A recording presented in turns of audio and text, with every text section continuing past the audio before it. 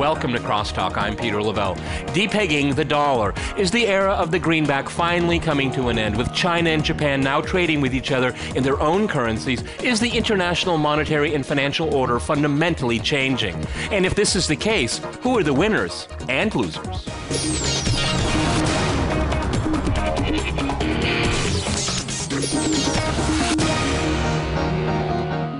To crosstalk the fate of the dollar, I'm joined by Mark Calabria in Washington. He is Director of Financial Regulation Studies at the Cato Institute. Also in Washington, we have Derek Scissors. He's a Senior Research Fellow at the Heritage Foundation. And in Hong Kong, we cross to Martin Hennecke. He is an Associate Director at the Tyke Group. All right, gentlemen, crosstalk rules in effect. That means you can jump in anytime you want. Martin, if I can go to you first in Hong Kong. Again, welcome back to the program.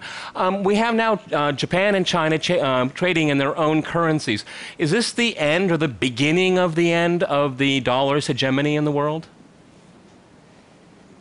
Well, first of all, I would like to emphasize, even without what's happening with the yuan and then them promoting the yuan as an international reserve currency more and more and trying to trade directly in the other currencies, even without that, the US dollar and even the euro and sterling, for that matters, they seem to be going in the direction of collapse in some form all by themselves. And in this regard, actually, I would like to show one chart that I think every investor and actually everybody generally should be having a look at, but it has been quite ignored. And that's a ratings projection, a hypothetical ratings projection that rating agency Standard & Poor's made in March 2005. So that's quite a while back. And at that point, they actually projected that all of the major Western countries, not just Greece, I don't know why we always talk about Greece all the time. It doesn't matter if Greece, for God's sake, falls off the side of the earth. I mean, it's just a tiny tip of the iceberg. But actually, it's France, the US, Germany, and the UK that Standard & Poor's already back in 2005 projected as very possibly heading to junk status on default. And now you imagine, since 2005, we have had the 2008 financial crisis and now the Eurozone crisis, and all of that, if anything, as everybody surely would agree, would only have substantially worsened the balance sheet of those major governments. And now if you carefully look at that chart, you actually see that the US already got the first downgrade now from Standard & Poor's 5 years ahead of the original projection, and soon thereafter it was supposed to head to junk status. And then we have a lot of warnings. The former comptroller of the United States government, basically the guy who audits the books of the US government, saying we are about 2 years away from where Greece was when it had its debt crisis. All right, Martin, those are some really big statements here. Those are really big statements. And we go to Derek here. I mean, it was widely reported about how China and Japan will start trading. And we have to remember, Japan's a very important ally of the United States. What does this mean for the future of the dollar? I mean, is it slowly eroding? People, we've talked about for years about the end of the Bretton Woods agreement. I mean, where is the dollar going? Is it just slowly slipping away? I think that's a better characterization, since we're supposed to be debating than Martin's. Slowly. The yuan-yen trading doesn't really matter that much to me, because the yen is dead as a global currency. It's just, since it's been undervalued, we haven't seen that. The yuan, of course, has potential as a global currency, but lack of nerve in Beijing is holding that back. And the US is doing its best to undermine the dollar, but at the same time, everybody else's currencies are so weak or stunted that we see, and as again in the euro crisis, money flowing into dollar holdings. So American policy, I think Martin and I certainly agree on that, is damaging to the dollar. But I think the decline is very slow because everything is relative. It's not just your currency, it's how your currency looks against other currencies. And in that sense, the dollar's doing okay. Okay, what do you think about that, Mark? None of the currencies are very attractive these days, particularly the euro. I mean, that's an important point, and I want to separate 2 points. I mean, one, of course, is the strength of a currency relative to another in terms of value. And certainly the dollar continues to look good solely because everybody else looks so bad. And then there's another aspect, which is simply the use of a currency, which I think is, it could be a strong currency, it could be a weak currency, but some of that is determined by the use. I would emphasize very much the agreement on this is going to be a long process. I mean, I think we're talking, 15 to 20 years, and maybe to put some sort of comparison, if you think about it, the dollar is about 60% of central banks' global reserves today. I envision in about 15 to 20 years that falling till about a little bit more than around 40%. So it would still be probably the most important currency in the world, but you would see potentially, the renminbi and the euro. I mean, my expectation is they're going to have lots of problems, but my expectation is in 15 years we're still going to have a euro. That the dollar is sharing the world stage in a bigger way than it is today, but that it is still predominantly the biggest currency. The reason I think that the changes between China and Japan are important is that so much trade in Asia, even between Asian countries, is denominated in dollars. I mean, for instance, the vast majority of trade between Korea and Japan is denominated and traded in dollars. And if you see a move away from that, you're certainly going to see a reduced demand for the dollar. And so I think that's going to push interest rates up in the U.S. over the course. I do think the question of, to go back to my point about if we see the dollar slip to about 40% of global reserves, it's up to United States domestic fiscal policies is whether we are 40% or 30% or 20% of global reserves. And again, global central bank reserves are simply a proxy. Other uses, I mean, for instance, 60-some% of U.S. currencies held outside the U.S., and whether that's going to continue to be the case, whether, for instance, the dollar remains the drug dealer's, currency of choice, depends on whether we maintain the value of it. All right, before we get into nuances like that, gentlemen, let's look at the state of the dollar today.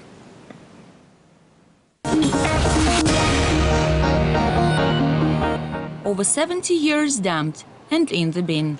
The recent decision by China and Japan to conduct bilateral trade in their own currencies once again put the role of the US dollar in question.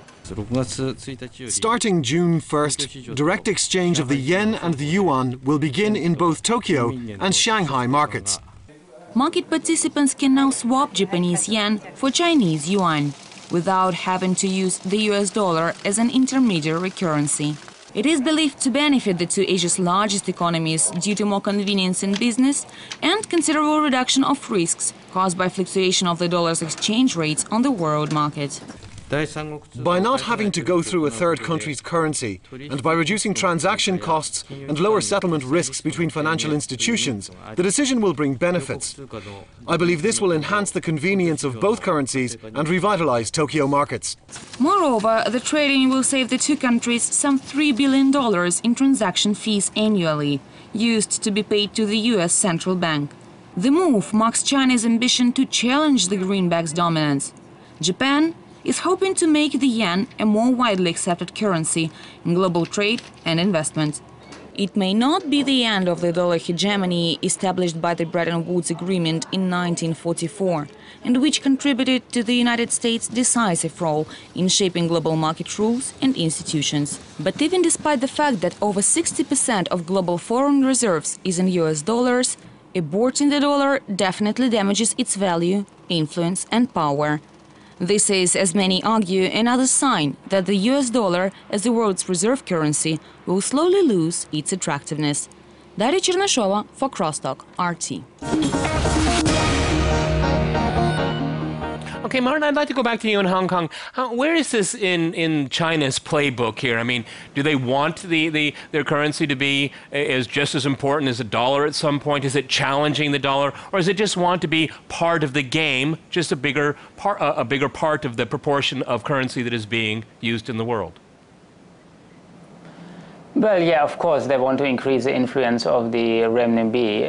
That's very clear, because with the currency influence also comes political influence. The two go together. And of course, the US has been using the willingness of other countries to accept the dollar as a way of living beyond their means, just by printed money. So if other countries accept your currency as a reserve currency, then for some time you can just print and don't have to work that hard. So that's a great advantage for any country to have. But what was mentioned just before, it's also true that you always have to look at relatively which currency globally is better. And there, the Chinese renminbi has still some way to go probably to increase investors' interest in it and the attractiveness, because China, like Russia, if you're looking at most of the Western media, you always hear negative stories, so the reputation isn't really that good. And one of the ways China recently, by the way, seems to be doing that is by increasing the gold reserves. They don't always publish that all the time, but if you're looking at the first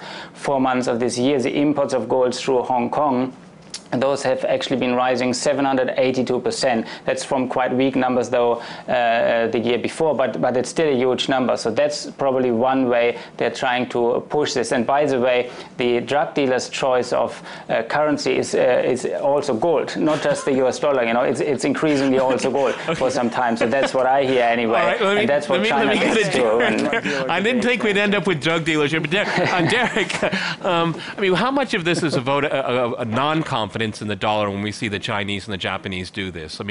There is a certain sense of inevitability because the U.S. can keep printing money, and its debt situation is quite disastrous. It hasn't been resolved. Right. What's going on around the world is an acknowledgement that there is no replacement for the dollar now. There won't be in 2 years. There won't be in 5 years, and so on. But the U.S. is heading down a direction where everybody has to hedge. This is like you have a strong stock. And you're not going to sell the stock because you really don't have an alternative. It's a great stock, but you're not really happy about where the stock's going. You need to find something else to support your position. That's what the world is doing. They're not leaving the dollar. They're looking nervously at American policy. And one of the big questions here is the Chinese are clearly afraid of opening their capital account and making the renminbi a truly convertible currency. So which fear is bigger? The fear of American irresponsibility, which I think all of us here agree is a problem, or their fear of instability in their own financial markets? That's going to be a big question that needs to be answered. It's not going to happen next year or whatever, but when we talk about the future of the dollar in 20 years, a lot of this is how much nerve China has. Okay, Doug. Well, in the second half of the program, we'll talk about just how much nerve China has. After a short break, we'll continue our discussion on the dollar. Stay with RT.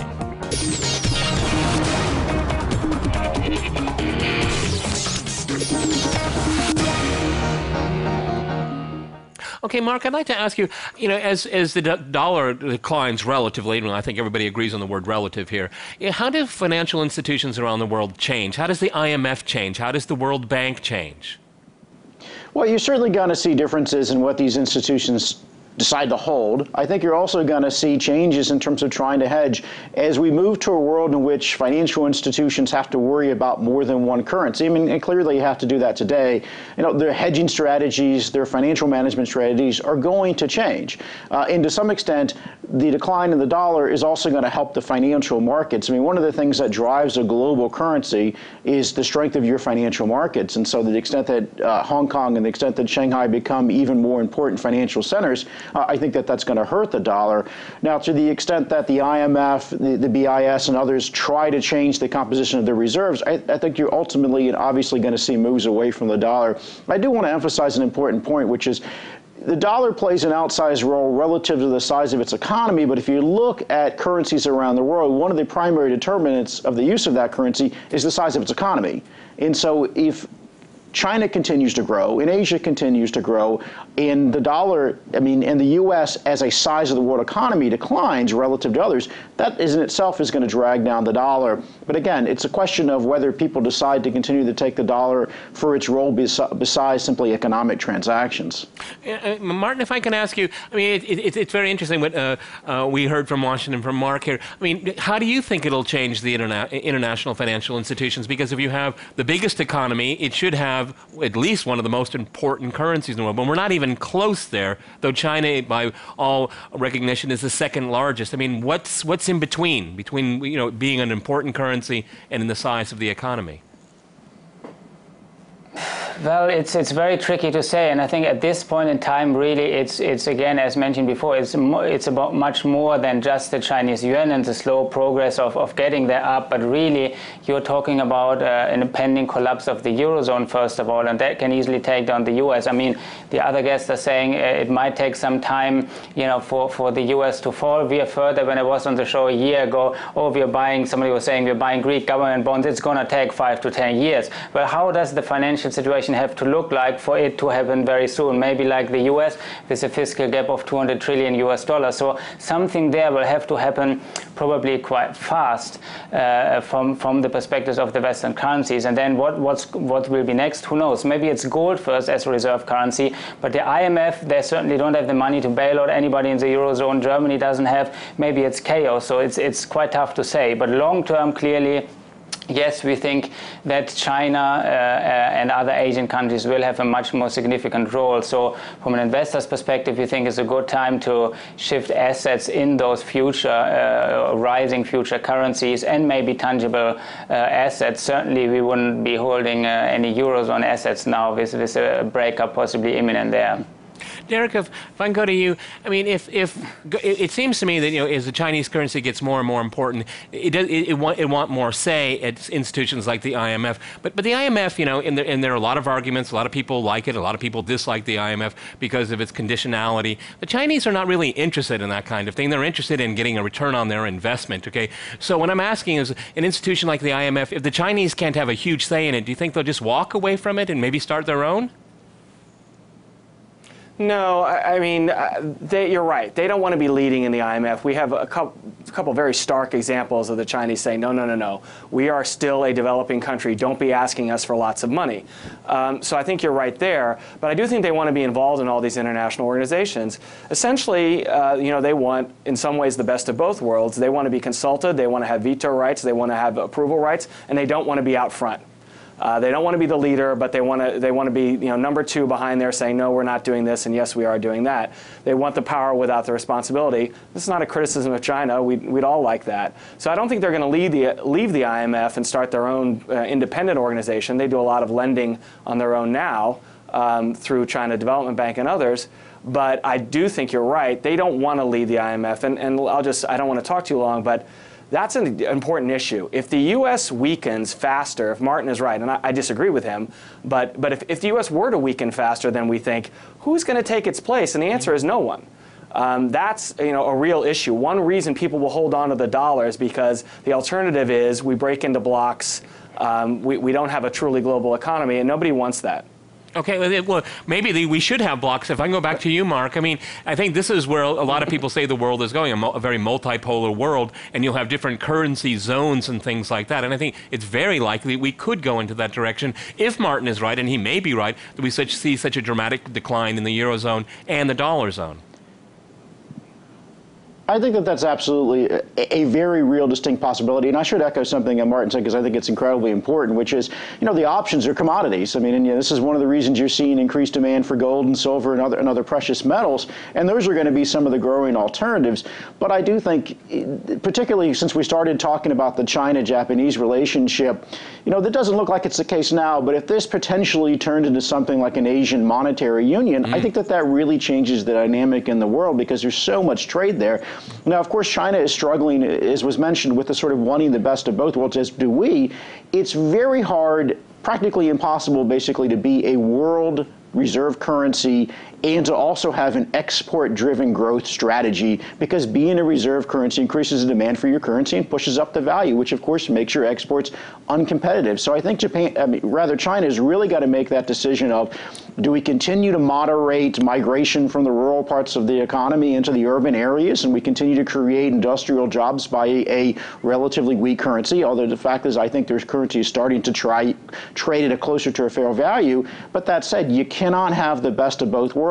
And of course, China is going to turn back to its domestic concerns ultimately if it comes to be a choice of, do we manage domestic unrest, or do we manage what is a bigger issue in terms of being a reserve currency? I'll say as an aside, one of the things that has broken or made currencies has always... Go ahead, Derek, jump in. Go ahead. Yes. I mean, just on Asia, it's not just China. If you want to have a reserve currency, I mean, why is there a world trading system? There's a world trading system because the U.S. has been willing to run $500 billion current account deficits for decades, in equivalent dollar terms.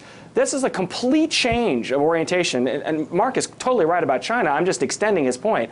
Asia, you set up a monetary zone in Asia. Are the Asian countries willing to run large current account deficits? They're not even close. Let me ask Martin a question about this, because I think we're all interested in this topic here. Martin, I mean, considering what's going on in the Eurozone, do you think Asian countries are interested in a monetary union?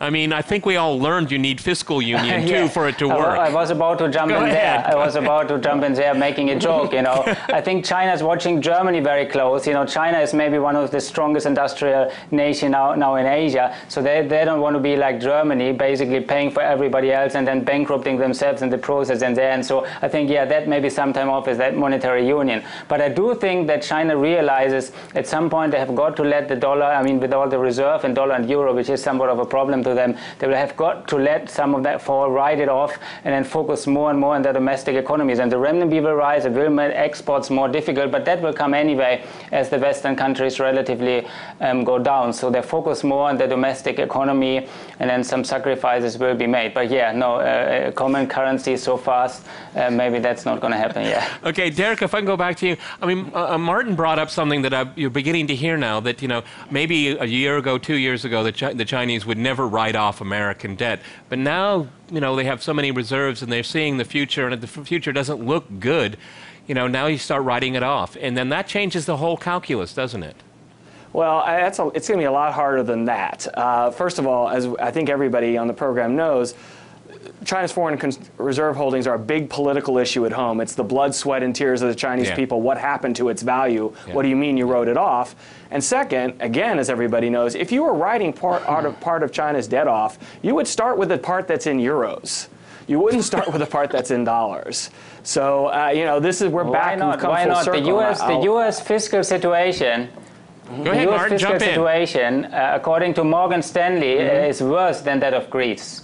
That of Greece, okay, I'm not even talking about, you know, all the other better countries. So that the U.S. is better than the Eurozone, I would very much doubt that. And besides, it's better maybe to write off the debt than throw good money after bad, because the U.S. is bankrupt, right? Okay, Derek, go ahead, jump in. I mean, U.S. fiscal policy may be worse than Greece, but the U.S. has wealth backing its debt that's completely out of order compared to, even proportionally to what Greece has backing its debt. So when you're buying a dollar, you're not just betting on U.S. fiscal policy, you're betting on the capacity behind the currency. And in that respect, you know, Europe is not even an integrated market. The U.S. is much stronger position than Europe, even though I agree with Martin completely that U.S. fiscal policy is terrible.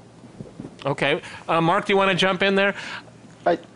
Yeah, I was going to say, I also think it's worth noting that a very large share of Chinese and Asian holding of U.S. assets are in agency securities, Fannie and Freddie's. And certainly while they've got some problems at those agencies, there's ultimately mortgages and houses backing those debt in a way that there's some real collateral behind it. That's not to mean that China's going to come here and start foreclosing on American homes, but it does mean that there's a payment stream there, whereas Greek debt, it's a promise. There is nothing beyond it.